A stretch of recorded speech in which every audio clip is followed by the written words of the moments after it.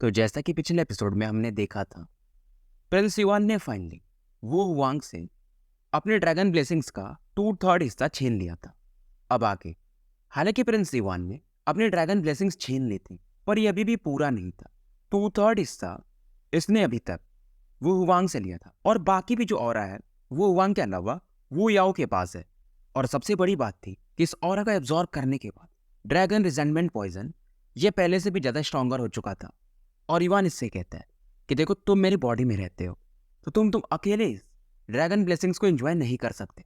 और ये अपने ओमनी पाइथन की को यूज करता है और सक्शन फोर्स से ये जो ड्रैगन ब्लेसिंग्स था अपनी तरफ खींचने लगता है। हालांकि ड्रैगन रिजेंटमेंट पॉइजन ये दहाड़ मारता है और अच्छा खासा ड्रैगन ब्लेसिंग्स ये एब्जॉर्ब कर लेता है। अब इसका जो पाइथन की था इसमें भी अब चेंजेस आने लगते हैं, और इसका जेनेसिस की का जो ग्रेड था वो लेवल 6 के आसपास पहुंच जाता है। अगर ये पूरा ड्रैगन ब्लेसिंग्स को एब्जॉर्ब कर लेता तो शायद ये ग्रेड 7 का भी की बना सकता था। फिलहाल इसे एब्जॉर्ब करने के बाद इसे आगे में एक रास्ता दिखाई देता है और ये उधर बढ़ जाता है। आखिर में इसे भी तो जानना था कौन सा ड्रैगन ब्लेसिंग्स, सॉरी मतलब कौन सा इसे अवार्ड मिलने वाला था। इधर सीन शिफ्ट होता है और वो एम्पायर को दिखाया जाता है जहाँ पे एक मिडिल एज्ड मैन बैठा था और एक सेंसेशन ये फील करता है। अब इस ऑरा को फील करके ये आसमान की तरफ देखता है, क्योंकि जो ड्रैगन ब्लेसिंग्स था उसकी वजह से तो वो एम्पायर इतना राइज किया था। और ये जो ब्लेसिंग्स थे ये जाओ एम्पायर की तरफ बढ़ जाते हैं। फिलहाल ये बंदा किंग वू था, तो ये काफी गुस्से में कहता है, कोई नहीं जाओ एम्पायर, लगता है तुम लोग मरना आसानी से नहीं चाहते हो। अब ये तुरंत ही कुछ लोगों को आदेश देता है कि जाके क्राउन प्रिंस को ढूंढो। इधर दोबारा से सीन शिफ्ट होता है और जाओ एम्पायर को दिखाया जाता है। इस समय जाओ किंग और उनकी वाइफ ये दोनों ऐसा पार्क में टहल रहे थे और अचानक से जाओ किंग एक ऑरा फील करते हैं। ये हैरान थे, यार ये तो ब्लेसिंग ऑरा है, हालांकि ये बहुत कम है फिर भी बहुत सही है। ये समझ जाते हैं कि जाओ युवान अब वो अपने ड्रैगन ब्लेसिंग्स को वापस लेने लगा है। और फिलहाल किन्यू की आंखों में तो आंसू थे। ये सोचने लगती कि मेरा बेटा कितना स्ट्रगल कर रहा होगा। अगर उसने वो हुआंग को हरा दिया है इसका मतलब वो पहले से काफी पावरफुल भी बन चुका होगा। इधर सीन शिफ्ट होता है और माउंटेन हॉल के पीक के ऊपर में एक हॉल दिखाया जाता है। यहाँ पे एक लेडी बैठी हुई थी पर्पल कलर के ड्रेसेस में, और ये भी अचानक से अपनी आंखें खोलती, दिखने में मानो ये फिनिक्स के समान हो। और ये कहती है, वो वंग मैंने तुम्हें कहा था कि तुम अपने घमंड की वजह से हारोगे। और क्योंकि इस लड़की के पास भी प्रिंस युआन का ड्रैगन एसेंस था यानी ड्रैगन ब्लेसिंग्स, तो उस चीज को ये सेंस कर सकती थी। और ये लड़की एकदम प्यार से बोलती है जाओ युआन, और उसके चेहरे पर एक अलग स्माइल था। ये कहती भी है कि सच में तुम एक सैक्रेड ड्रैगन हो, लेकिन कोई नहीं, तुम अगर पूरा भी ड्रैगन एसेंस ले लिए तो भी मैं तुमसे उसे एक बार हासिल कर लूंगी। और ये कहती है कि स्ट्रांग बनते रहो जाओ युवान, एक दिन मैं आऊंगी, और इतना समझ लेना कि मैं वो हुआंग के जैसा बेवकूफ नहीं हूं। इधर दोबारा से सीन शिफ्ट होता है और युवान को दिखाया जाता है जो कि फिलहाल उस स्टोन वाले रास्ते से आगे बढ़ रहा था। और यहाँ पर जब ये आगे पहुंचता है तो इसे एक लड़की दिखाई देती, एक चेयर पे बैठे हुए, साथ में एक कप, और ये वाइन पी रही थी। युवान हैरान था और ये कहता है याओ याओ तुम यहाँ पे कैसे आ गई। याओ याओ हंसती है कि मुझे भी नहीं पता मैं यहाँ पर कैसे पहुंची, जब वो ग्रीन फ्लड आया था तो मुझे यहाँ पे भेज दिया गया। युवान सोचता है यार मैं इतना बैटल करके इस लेवल पे पहुंचा हूँ और ये लड़की ये यूं ही मतलब पहुंच गई।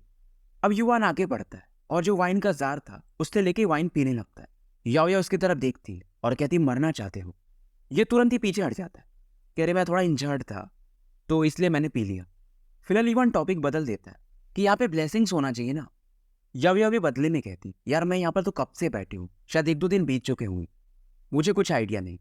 और ये बताती है मैं देख रही थी कि टॉप पे कौन पहुंचेगा, अगर वो हुआंग या येमिंग आते तो मैं उन्हें यहीं पे मार देती। चलो कोई नहीं, तुम यहाँ पे आए। और ये काफी खुश होती है, मतलब तुमने वो हुआंग को हरा दिया है, और ऐसा तो मैंने भी नहीं सोचा था। युवान कहते हैं मतलब तुम मेरी तारीफ कर रही हो। याओ इस समय ये अपने हाथ को आगे बढ़ाती है और युवान के ऐसे बालों को सहलाने लगती है कि तुमने काफी अच्छा काम किया। फिलहाल ये कहती है चलो आगे बढ़ते हैं और देखते हैं कि क्या है यहाँ पे। दोनों आगे बढ़ते हैं और ये जो चोटी थी यानी माउंटेन पीक, इसके किनारे में एक पेड़ था और शायद यही उसका अंत था, जहाँ पे एक चेयर लगा हुआ था और एक फिगर बैठे हुए थे। और इन्हें एक आवाज सुनाई देती है कि चलो फाइनली तुम आ ही गए। युवान जब इनकी तरफ देखता है तो एक अलग ही लेवल का प्रेशर फील करता है, मन उसका जो स्पिरिट हो वो कांप सी गई हो, क्योंकि जो सामने में थे वो काफी यंग दिख रहे थे और हैंडसम भी। और ये ऑरा को फील करके समझ चुका था कि इसके पास जो वो सेंट टोकन है वो इन्हीं का है। युवान तुरंत ही इन्हें ग्रीट करता है और याओ याओ ये यहाँ पे जमा ही ले रही थी, इसे फर्क ही नहीं पड़ता है। ये यंग मैन जो थे वो स्माइल करते हैं, ये युवान को देखते हैं, उसके बाद याओ याओ की तरफ, और याओ याओ से कहते हैं कि फाइनली मैं तुमसे मिला। युवान को समझ भी नहीं आता, यार क्या है ये, मैं इतना बैटल करके आ रहा हूँ और इतना अलग लेवल का ट्रीटमेंट। याओ याओ इनसे पूछती है, क्या आप मुझे जानते हो? ये यंग मैन कहते हैं, हाँ मेरा नाम कांग युवान है और मैं तुम्हें जानता हूँ और तुम्हारे मास्टर को जानता हूँ। सॉरी, मतलब कांग युवान इसके मास्टर का नाम है और इनका नाम कांग जुआन है। और ये बताते हैं कि मैं वही सेंट हूँ जो यहाँ पे मरा था।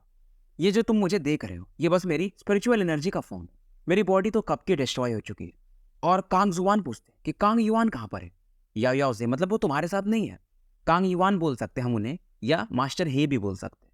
याओ याओ का चेहरा थोड़ा अगली हो जाता है और ये बताती है कि मास्टर हे किसी अननोन एनिमी से फाइट कर रहे हैं, इसलिए वो मुझे छोड़ दिए। और ये भी पूछती है कि मैं ग्रैंडपा हे को कहाँ ढूंढूंगी। बदले में कांग जुआन भी कहते हैं, तुम्हें टेंशन लेने की जरूरत नहीं है, वो बंदा काफी कैपेबल है और जब उसे लगेगा कि उसे कोई नहीं देख रहा है तो वो तुमसे मिलने आएगा। अब याओ याओ पूछती है कि आपको मेरे बर्थ के बारे में पता है, यानी मेरे पेरेंट्स वगैरह या कुछ भी, और कौन से एनिमीज से ग्रैंडपा ये फाइट कर रहे हैं, वो मुझे क्यों ढूंढ रहे हैं? अब ये बातें सुनकर कांगजुआन शांत हो जाते हैं और कहते हैं फिलहाल ये बताना सही नहीं रहेगा, फ्यूचर में तुम्हें खुद ब खुद पता चल जाएगा। याओ याओ समझ जाती है कि ये बताएंगे नहीं, जैसा कि मास्टर हे भी नहीं बताए थे कभी। अब याओ याओ थोड़ा पीछे हट जाती है और जाओ युवान थोड़ा आगे था। अब ये कांगजुआन कहते हैं, क्या तुम लोगों को मेरी स्टोरी जाननी है? फिलहाल ये दोनों एक दूसरे की तरफ देखते हैं और बैठ जाते हैं। कांगजुआन हैरान थे, यार इतने सालों में, मतलब प्रिंस युवान जैसा कोई वीक बंदा इस लेवल पे अभी तक नहीं पहुंचा था कि वो हेवनली स्टेज में हो और माउंटेन की पीक तक पहुंच जाए। तो मन ही मन ये युवान की भी तारीफ करते हैं। फिलहाल इन्होंने अपने हाथ को पीछे रखा था और एक स्टोरी सुनाना शुरू करते हैं, यानी कि एक समझ लो ऑरा बना देते हैं जिसमें आप पूरी पास्ट की मेमोरी देख सकते हो। और इनके हाथों में एक छोटी सी बच्ची थी और ये किसी से फाइट कर रहे थे और इस बच्ची को बचा रहे थे। 3 लोगों ने, जिनके बॉडी से सैक्रेड लाइट निकल रहा था, इन पर एक साथ अटैक किया था, मानो वो तीनों गॉड के समान हो। और होता भी वैसा है, कांगजुआन इन तीनों को हैंडल नहीं कर पाते हैं और आखिरी में एक स्पेस को खोल करके इस बच्चे को उछाल देते हैं और वो जो लाइटनिंग पावर था उससे शायद ये मारे जाते हैं। कांगजुआन स्माइल करते हैं कि तुम लोगों को जानना होगा ना कि मैं कौन सी वो बच्ची को प्रोटेक्ट कर रहा था। और ये याओ याओ की तरफ देखते हैं कि वो तुम ही हो। याओ याओ ये एकदम ब्लैंक हो जाती है क्योंकि ये मेमोरी जो थी इसे बिल्कुल भी याद नहीं था। और युवान कहता है, जैसा कि आप बता रहे हो आप सेंट लेवल पे हो, तो ये घटना शायद कई हजार साल पहले में भी हुआ होगा या एटलीस्ट 500 साल पहले, पर याओ याओ का एज तो उतना है नहीं। कांगजुआन हंसते हैं, बस इतना कहते हैं कि ये ऑर्डिनरी नहीं है लड़की और तुम इसे नॉर्मल लॉजिक से जज नहीं कर सकते। हालांकि ये तुम्हारे एज की है पर इसका वो ग्रोइंग पावर या ग्रोथ थोड़ा अलग है हमसे। अब याओ याओ कहती है, मतलब आप एक तरह से मेरे सेवियर हो। और एक जो वाइन का ये कप था ये इनकी तरफ ऐसा ग्रेट के लिए दिखाती है। अब याओ याओ पूछती है कि वो 3 लोग कौन थे, मेरा पीछा क्यों कर रहे थे, और शायद ग्रैंडपा हेज से मे भी वही लोग फाइट कर रहे होंगे। कांगजुआन ये थोड़े से सीरियस हो जाते हैं और उसके बाद बोलते हैं सैक्रेड रेस, यानी कि एविल क्लैन। अब सैक्रेड रेस नाम सुनते हैं युवान भी हैरान था क्योंकि पहली बार ये नाम इसने वो जो ब्लैक वाटर वाला रीजन था, यानी जहां से इसने सिल्वर शैडो को पाया था, वहां पे सुना था कि वहां के भी पूरे क्लैन को एक ही सैक्रेड रेस के बंदे ने डिस्ट्रॉय कर दिया था। अब कांगजुआन पूरी स्टोरी बताते हैं कि इस दुनिया में जो पहला रेस आया था, यानी जो क्रिएट हुआ था, वो था सैक्रेड रेस। तो उनका टैलेंट बाकी लोगों से, क्योंकि ये पहले आए थे, तो ज्यादा था, यानी वो इंसान हो, बीस्ट वगैरह और बाकी चीजों पे रूल करते थे। पर ऐसा लगातार नहीं चलता रहा, एक वॉर शुरू हो गया और इंसान वगैरह भी इनसे फाइट करने लगे। हालांकि इस बैटल के बाद ह्यूमन रेस ने भी अपना एक नाम बना लिया था। और ये पूछते हैं कि तुम लोगों को मालूम है हम फिलहाल कौन से लैंड पे हैं? जाओ युवान बोलता है, हाँ कांगजुआन हेवन। अब कांगजुआन बोलते हैं कि कांगजुआन हेवन के बाहर भी कुछ चीज है, तुम जितना सोच रहे हो दुनिया उतनी छोटी नहीं है। अब ये बताते हैं कि हम जिस यूनिवर्स में रह रहे हैं, यानी जो वर्ल्ड है, इसे हम टियानिवान वर्ल्ड कहते हैं और इसे 9 हेवेंस में डिवाइड किया गया है और कांगजुआन हेवेंस उनमें से एक है। और इन 9 हेवेंस में से जो 4 हैं वो सैक्रेड रेस के पास है, बाकी जो 5 हैं उससे बाकी लोग यानी ह्यूमन बीस्ट वगैरह शेयर करते हैं। अब याओ याओ पूछती है, तो वो तो ठीक है पर ये लोग मेरे पीछे क्यों हैं? क्योंकि इसे प्रोटेक्ट करने वाले कांगजुआन ये मर चुके थे, कांग युवान यानी मास्टर है ये अभी भी है, यानी ये लड़की खास होगी तभी तो ये लोग इसे प्रोटेक्ट कर रहे हैं। पर कांगजुआन कहते हैं, देखो तुम लोग अभी वीक हो, मैं अगर बता भी दिया तो कोई मतलब नहीं है, खुद ब खुद जान जाओगे, और अगर मैंने तुम्हें बता दिया तो शायद सैक्रेड रेस वाले वो तुम्हें आसानी से ढूंढ भी पाएंगे। और कांगजुआन हंसते हैं कि बस तुम्हारी वजह से ही नहीं, सैक्रेड रेस ने मुझ पर अटैक किया था। कांगजुआन हेवन जहाँ पे हम लोग हैं, यहाँ का मैं नंबर 1 वॉरियर था और मैंने एक कांगजुआन सेक्ट बनाया है युवान को याद आता है, अरे वो नंगे पाँव वाले अंकल यानी मू वूजी वो कांगजुआन सेक्ट के हैं। अब युवान पूछता है कि यहाँ पर एक सैक्रेड पैलेस है, जैसे कि कांगजुआन सेक्ट है वैसे सैक्रेड पैलेस है, तो क्या ये सैक्रेड रेस से रिलेटेड है? कांगजुआन हंसते हैं कि सही समझे हो, और ये बताते हैं कि सैक्रेड पैलेस की वजह से ही मेरी मृत्यु हुई थी और इनके अंदर एक किलिंग इंटेंट को देखा जा सकता था। बेसिकली उनका रीजन ये था कि वो इस लड़की को तो ढूंढ रहे थे, पर उन्हें मेरे पास में जो कांगजुआन सेंट लैम्प है वो चाहिए था। अब प्रिंस इवान ब्लिंक करता है कि कांगजुआन सेंट लैम्प ये क्या चीज़ है। अब ये फिर से बताते हैं कि जब ये दुनिया बना था तो क्योंकि इसको 9 भागों में डिवाइड किया गया है, तो हर एक के पास एक एक ऑब्जेक्ट है लैम्प के समान, जिन्हें कि हम वर्ल्ड लैम्प्स कहते हैं या स्टैम्प्स भी कह सकते हो। और कांगजुआन स्टैम्प वो यहाँ का था, और जिसके पास भी वो चीज़ होगा वो उस हेवन का रूलर बन सकता है। यानी कि मैं कांगजुआन हेवन का हेवन मास्टर हूँ, और सेक्रेड पैलेस वालों को यही चीज़ चाहिए था ताकि वहाँ के यानी यहाँ के अगले रूलर ये लोग बन पाए। युवान पूछता है तो क्या वो लोग सफल हो गए? कांगजुआन स्माइल करते हैं कि उन लोगों ने मुझे मार तो दिया, पर मैंने कई पार्ट्स में अपने सील स्पिरिट को डिवाइड करके और साथ में कांगजुआन लैम्प को भी डिवाइड करके सील कर दिया है। हालांकि वो लोग उससे ढूंढ रहे होंगे, पर अभी भी उन्हें मिला नहीं होगा, और तुम्हारे पास एक सेंट रून होगा। युवान चौंक जाता है। कांगजुआन स्माइल करते हैं कि तुम्हारे पास वो जो सेंट रून है वो सेंट लैम्प का एक हिस्सा है, और तुम्हारे पास जो है उसे डिकोडर सेंट रून कहा जाता है। यानी किसी भी सामने वाले बंदे का अटैक तुम उसकी कमियां को देख सकते हो। टोटल मैंने 4 भागों में बांटा था सेंट लैम्प को, और एक हिस्सा तुम्हारे पास है। और कांगजुआन स्माइल कर रहे थे और कहते कि तुम काफी टैलेंटेड हो, मेरे पास तुम्हारे लिए एक मिशन है। युवान समझ जाता है कि आप ये चाहते हो कि मैं जो बाकी हिस्से हैं सेंट स्टैम्प के उन्हें ढूंढूं। कांगजुआन स्माइल करते हैं कि स्मार्ट हो तुम, और युवान फिर भी कहता है यार आप मेरे बारे में ज्यादा ही नहीं सोच रहे हो, मैं एक नॉर्मल लेवल का बंदा हूँ, मैं इतना काबिल नहीं कि उन लोगों से फाइट कर पाऊँ। कांगजुआन समझ जाते हैं और कहते लड़के तुम काफी महत्वाकांक्षी हो। इसके बाद ये कहते हैं कि तुम इस लड़के को प्रोटेक्ट करना चाहते हो ना?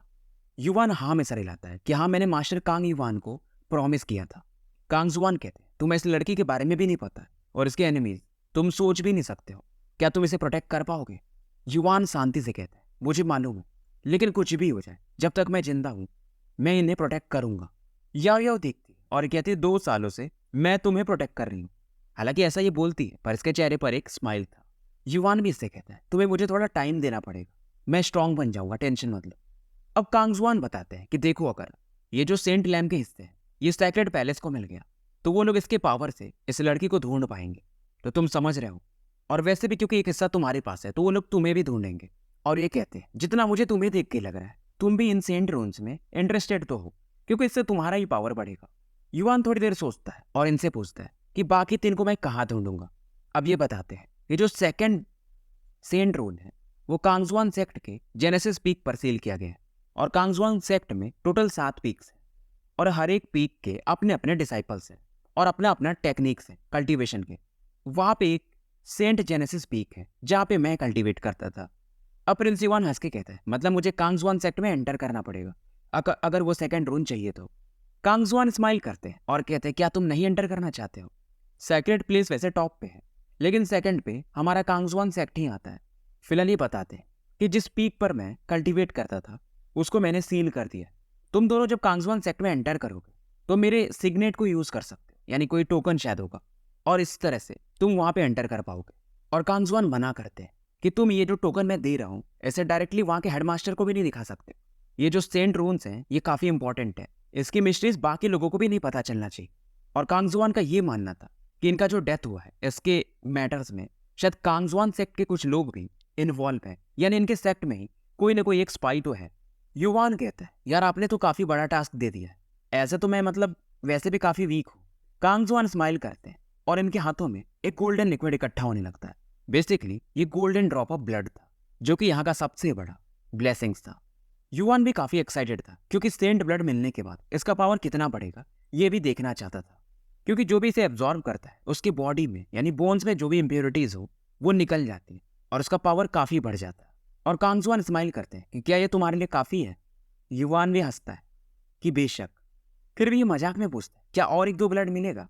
कांगजुआन हंसने लगते हैं। बदले में युवान भी कहते हैं अरे मैं बस मजाक कर रहा था। और कांगजुआन सीधा कहते हैं कि तुम्हें ब्लड यहीं पे एब्जॉर्ब करना पड़ेगा, क्योंकि बाहर में जो लोग हैं वो इसी ताक में बैठे हुए हैं। फिलहाल ये पाइन ट्री के नीचे बैठ जाता है और जो गोल्डन लिक्विड थी इसकी बॉडी में एंटर कर जाती है।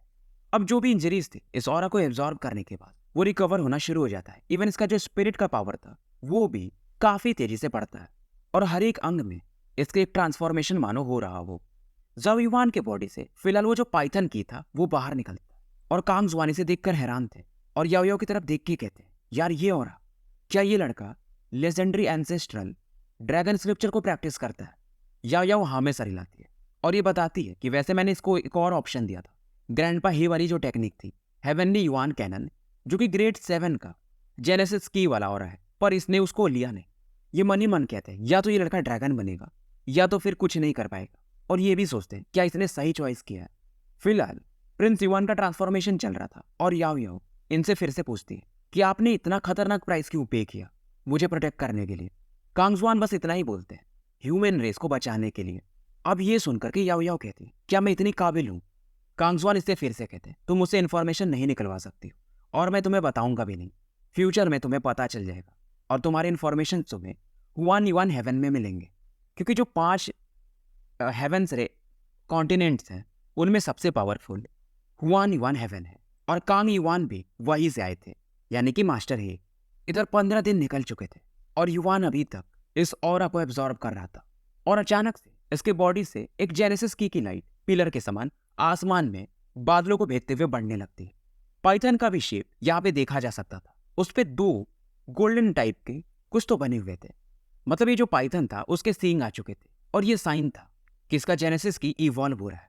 और अभी भी ये ग्रेड 6 का ही जेनेसिस की था, अगर ये इवॉल्व हो जाता तो ग्रेड 7 का अगर ये की बनता तो ये हेवनली सरपेंट में बदल जाता। युआन भी फाइनली अपनी आंखें खोलता है और ये अपनी बॉडी को फील करके हैरान था। फिलहाल इसका power level mid heaven gate stage से सीधा क्वासी अल्फा ओरिजिन स्टेज पे जा चुका था, यानी कि अल्फा ओरिजिन बस कुछ कदम इससे अब दूर था। युआन काफी खुश था और कांग जुआन इससे पूछते हैं कि अब सेटिस्फाइड तो हो। युआन इन्हें थैंक्स बोलता है क्योंकि इसका जो फाउंडेशन था वो भी पहले से काफी स्ट्रांग हो चुका था, जो भी इम्प्योरिटीज थी वो बाहर निकल चुकी थी, यानी फ्यूचर का जो इसका रास्ता था पहले से काफी बेहतरीन था। युआन देखता इस समय जो कांग जुआन थे इनका जो स्पिरिट था वो धीरे धीरे गायब हो रहा था। ये थोड़ा इमोशनल होने लगता है, पर कांग जुआन इसे समझाते हैं कि वैसे भी मैं मर चुका हूँ और इसी दिन का तो मैं वेट कर रहा था, बस मैंने जो तुम्हें टास्क दिया है उसे याद रखना। कांग जुआन इसे बताते हैं कि जब तुम्हें सेकंड रून मिल जाएगा तो बाकी तीसरे और चौथे का लोकेशन तुम्हें अपने आप मिल जाएगा। जाने से पहले कांग जुआन एक बार फिर से युआन से कहते हैं, उम्मीद है तुम इस लड़की को प्रोटेक्ट कर पाओगे। अगर तुम्हारे अंदर यानी तुम्हारे ऊपर कांग युआन ने भरोसा किया है तो मैं भी तुम्हारे पे करता हूँ। युआन भी एकदम हाँ में सर हिलाता है। इसे इतना तो समझ में आ गया था कि याओ याओ की जो आइडेंटिटी है वो शायद काफी बड़ी है, काफी मिस्टीरियस है। जाने से पहले युआन इन्हें ग्रीट करता है और फिर यहाँ से ये दोनों निकल जाते हैं। और ये जाने से पहले यानी गायब होने से पहले इतना ही कहते हैं, ह्यूमन रेस सर्वाइव करेगा या नहीं ये इन दोनों के ऊपर ही डिपेंड करेगा। दोनों आगे बढ़ते हैं और ये जो स्पेस था यानी सेंट रेमन डोमेन, इसमें क्रैक्स आते हैं और फाइनली बाहर आने का रास्ता खुल चुका था।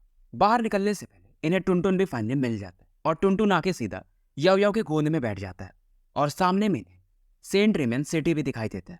अब युआन को देखकर काफी लोग हैरान थे क्योंकि वो हुआंग को हराने वाला मैटर किसी को भी याद तो रहना ही था। और यहाँ पर अचानक से इनके सामने 2 लड़कियां और प्रकट हो जाती हैं, एक लुनुओ और दूसरी किंग यू। लुनुओ तो हैरान थी कि तुम्हारा पावर लेवल ये फिर से बढ़ चुका है और ये बताती है कि मैंने तो जुइंग को हरा दिया। किंग यू भी बताती है कि वो जो सामने वाला मेटल मैन था उसे भी इसने हरा दिया था। और याओ याओ इस दौरान किंग यू की तरफ देखती है कि क्या तुम अभी भी इंटरेस्टेड हो, मैंने जो तुम्हें पहले कहा था। किंग यू इसकी बात सुन करके प्रिंस युआन की तरफ देखती है कि हाँ मैं भी अब इंटरेस्टेड हूँ, हालांकि मैं तुम्हें अभी भी ज़्यादा इंटरेस्टेड हूँ, क्यों ना हम तीनों शादी कर लें। याओ याओ कहती पागल हो और इसे थोड़ा दूर ढकेल देती है। युआन हैरान था क्योंकि ये बात इसने भी सुना था कि यार ये लड़की सच में पागल है। अभी ये लोग बातें कर ही रहे थे तभी यहाँ पर एक खांसने की आवाज़ आती है और जो 6 लीडर्स आए हुए थे, एल्डर्स वगैरह 6 क्लैन से, वो इन सभी को देखने लगते हैं। और ये जो 6 एल्डर्स थे इन सभी का पावर की ड्वेलिंग स्टेज में एटलीस्ट तो था। अब युआन को जो 6 क्लैंस थे इनके बारे में पूरा इन्फॉर्मेशन कांग जुआन ने दे दिया था और वो जो बेयर फुटेड अंकल थे ये उन्हीं की तरफ जाने वाला था। जाओपान के बारे में भी इसे पता था कि ये सैक्रेड पैलेस से आया है। बाकी जो 4 सेक्ट थे उनमें से एक का नाम नॉर्दर्न सी ड्रैगन सबडूइंग वन, दूसरे का नाम sword sect, heavenly ghost sect और आखिरी 100 फ्लावर फेरी पैलेस।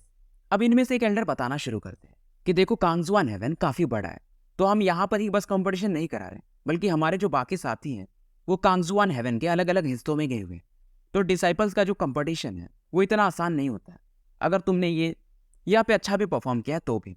और जो जाओ पान था वो जानबूझ करके जाओ युवान को घूर रहा था।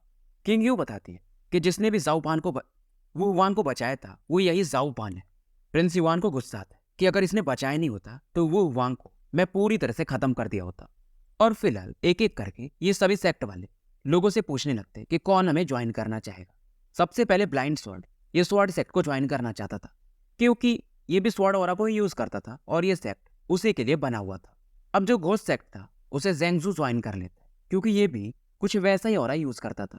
अब वो जो फेरी सेक्ट की वुमेन थी वो लूलुओ और किंगयू की तरफ देखती है और ये दोनों इनको ज्वाइन कर लेती है। अभी जो वुमेन थी फेरी सेक्ट की, इनकी नजर याओ याओ पे पड़ती है। हालांकि ये जानती थी कि इस लड़की के अंदर जेनेसिस की नहीं है, पर यह है काफी स्ट्रॉन्ग। पर मोवूजी बीच में नहीं रोक देते कि आपने वैसे भी 2 को सेलेक्ट कर ही लिया है। अब जो निंग जान था यानी बैटल मेनियाक, वो नॉर्दर्न सी ड्रैगन को ज्वाइन कर लेता है। जाओ पान इस समय यीमिंग की तरफ देखते हैं कि तुम चाहो तो हमारे सेक्रेट पैलेस को ज्वाइन कर सकते हो। यीमिंग थोड़ी देर सोचता है पर ये इन्हें ज्वाइन कर लेता है। वो वूजी अब इन दोनों की तरफ देखते हैं, यानी जाओ युवान और याओ याओ की तरफ, कि क्या तुम मेरे कांगजुआन सेक्ट को ज्वाइन करना चाहोगे। याओ याओ तो सीधा हाँ में सर हिला देती है। बचा था जाओ युवान और मू वूजी इससे कहते हैं कि क्योंकि तुम माउंटेन पीक पर पहुंचे थे तो तुम जो भी चाहो वो सेक्ट ज्वाइन कर सकते हो। और जब तक कि जाओ युवान कुछ बोलता, जाओ पान तुरंत ही बोलता है कि जाओ युवान, अगर तुम मेरे सेक्रेट पैलेस को ज्वाइन कर लोगे तो तुमने जो वो युवान को डिस्ट्रॉय किया है उसकी सजा तुम्हें नहीं मिलेगी। और तुम्हें वैसे भी पता है कि हमारा सेक्रेट पैलेस सबसे ज्यादा स्ट्रॉन्गर है। बेसिकली एक तरह से ये जाओ युवान को वार्निंग दे रहा था। अब ये बातें सुनकर वो वूजी भी थोड़ा टेंशन में आ जाता है। अब इन लोगों की बातें सुनकर जाओ युवान स्माइल करता है और कहता है कि जाओ पान एल्डर, मैं आपकी बातों से सहमत हूँ, पर आपकी रिक्वायरमेंट्स काफी हाई हैं और मैं उतना काबिल नहीं हूँ। ये कहता है कि मैं भी कांगजुआन सेक्ट को ही ज्वाइन करूंगा। अब ये बात सुनते ही जाओ पान को काफी गुस्सा आता है और एक अलग ही लेवल का जेनेसिस की का प्रेशर ये जाओ युवान की तरफ रिलीज करते हैं कि अब तो तुम्हें सजा मिलेगा, तुमने वो हुआंग की फिजिकल बॉडी डिस्ट्रॉय की थी। अब इसके प्रेशर को देखकर जाओ युवान की बॉडी से भी इसका पाइथन की बाहर निकलता है और मू वूजी भी इधर गुस्सा हो जाते हैं कि जाओ पान ये तुम कर क्या रहे हो, और ये भी अपने पावरफुल ऑरा से जाओ पान को ब्लॉक कर देते हैं। जाओ पान गुस्से में कहता है कि मू वूजी तुम इस मैटर में मत पड़ो, इसने हमारे एक डिसाइपल को इंजर्ड किया है, यानी उसके फिजिकल बॉडी को डिस्ट्रॉय कर दिया।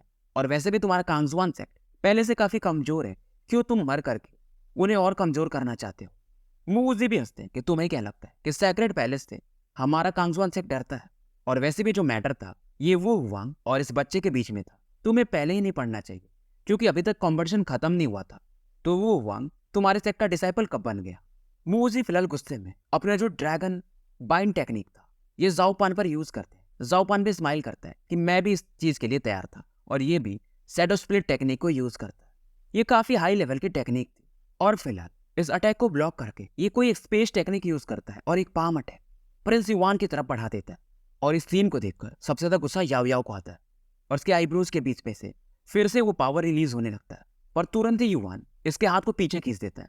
और फिलहाल प्रिंस युवान के फोरहेड पर वो जो सेंट रून था वो फिर से रोटेट करना शुरू कर देता है। जाओ पान हंसता है कि मैंने तुम्हें बाइंड कर दिया है स्पेस अटैक से, तुम कहीं नहीं भाग सकते। जाओ युवान कुछ बोलता नहीं, पर प्रिंस युवान इस टेक्निक की मदद से जो भी वीक पॉइंट्स थे इस स्पेस बैरियर के उन्हें ये देख चुका था, और ये अलग अलग एंगल से मूव करता है। और मूव करने के लिए इसने ड्रैगन स्टेप्स को यूज किया था और इस सील से ये बाहर निकल जाता है। जाओ पान ये हैरान था। बाकी भी जो एल्डर्स थे यानी अलग अलग क्लैन के, उन्हें भी समझ में नहीं आता है यार इसने ऐसा किया कैसे। एक डिवाइन ड्वेलिंग लेवल के बंदे का अटैक ये आराम से उससे बच चुका था। उधर मू वूजी वो जाओ पान के अटैक को ब्लॉक कर चुके थे। जाओ पान को फिर से गुस्सा आता है कि तुम्हारी इतनी हिम्मत, तुम मुझे बेवकूफ बनाओगे। पर इस बार मू वूजी को भी गुस्सा आ चुका था कि यार अब ये ज्यादा हो रहा है। और जैसे ही जाओ पान दोबारा से एक अटैक यूज करने वाला था, स्पेस में एक हलचल होती और एक खतरनाक लेवल का प्रेशर जाओ पान की तरफ पड़ता है और एक आवाज सुनाई देती है कि जब मैं पहले मरा था तो मैंने कहा था कि सेक्रेट प्लेस वाले यहाँ पे नहीं आ सकते, और तुम्हारी इतनी हिम्मत कि मेरे एरिया में आकर मेरे लोगों को तुम धमकाओगे। जाओ पान ये इस आवाज को पहचानता था कि पैट्रियाज कांगजुआन आप तो मर चुके, आप कहाँ से। और ये काफी तेजी से इस अटैक को देखकर यहाँ से भाग जाता है। हालांकि जाओ पान स्पेस टेक्निक यूज करता है, फिर भी अटैक इसे इंजर्ड कर देता है। वो वूजी यहाँ पे थोड़े इमोशनल हो जाते हैं अपने क्लैन के एंसेस्टर को देखकर। इधर जाओ पान क्योंकि ये भाग नहीं पाया था उस अटैक के कारण, ये नीचे गिर गया था। ये फिर से उठता है और खून में सना हुआ था, कपड़े इसके फट चुके थे, और ये अभी भी सोचता है कि मैं तो काफी दूर था, ये अटैक मुझे हिट कैसे किया। जाओ पान गुस्से में कहता है कि मैं इस चीज को भूलूंगा नहीं, जो आज मेरे साथ हुआ है। इसके बाद ये मूव वूजी उसके बाद युवान की तरफ देखता है। ज़्यादा गुस्सा ऐसे युवान पे आ रहा था क्योंकि इसी की वजह से इसकी ज़्यादा बेइज्जती हुई थी। और फिलहाल ये यहाँ से निकल जाता है और इसको पीछे से येमिंग और बाकी लोग जिसे भी इसने सेलेक्ट किया होगा इसे फॉलो करते हैं। जाओ युवान भी इसकी तरफ देखता है कि जाओ पान, ठीक है मैं तुम्हें भूलूंगा नहीं, एक दिन आएगा जब मैं तुम्हें भी मजा चखाऊंगा। वो वूजी ये काफ़ी खुश थे कि जाओ युवान, मुझे लगा नहीं था कि तुम इतने कैपेबल बन जाओगे। और ये बोलते हैं कि तुम दोनों अब एंट्री लेवल के डिसाइपल हमारे कांगजुआन सेक्ट के बन चुके हो। कुछ दिनों के बाद मैं तुम लोगों को कांगजुआन सेक्ट लेके जाऊंगा। अब युवान कहता है मतलब घर जाने का भी मौका नहीं मिलेगा। वो उसे स्माइल करते हैं कि टेंशन मत लो, तुम्हारे पेरेंट्स को मैं इन्फॉर्म कर दूंगा। वो मुझे समझ रहे थे कि तुम टेंशन में इसलिए हो कि वो एम्पायर तुम्हारे फैमिली पर अटैक कर सकता है। युवान हाँ में सर हिलाता है। वो उसी कहते हैं टेंशन मत लो, मैं किसी और को भेज दूंगा ताकि वो लोग वो एम्पायर पे नजर रख पाए। और तुम्हें एक चीज और पता होना चाहिए, जो किंग वू का पावर लेवल है वो डिवाइन ड्वेलिंग स्टेज में जा चुका है और एक बंदा उस लेवल का तुम्हारे पूरे एम्पायर को खत्म कर सकता है। तो तुम्हें जल्दी जल्दी स्ट्रांग बनना पड़ेगा। युवान इनकी बात सुनकर हाँ में सर हिलाता है और ये मन ही मन अपने मापा यानी मम्मी और पापा को याद करता है कि मैं जल्दी ही वापस आऊँगा और उसके बाद हम वो एम्पायर से हर एक चीज़ ले लेंगे। तो स्टोरी को यहीं पे समाप्त करते हैं और मिलते हैं फिर कल एक नए वीडियो के साथ।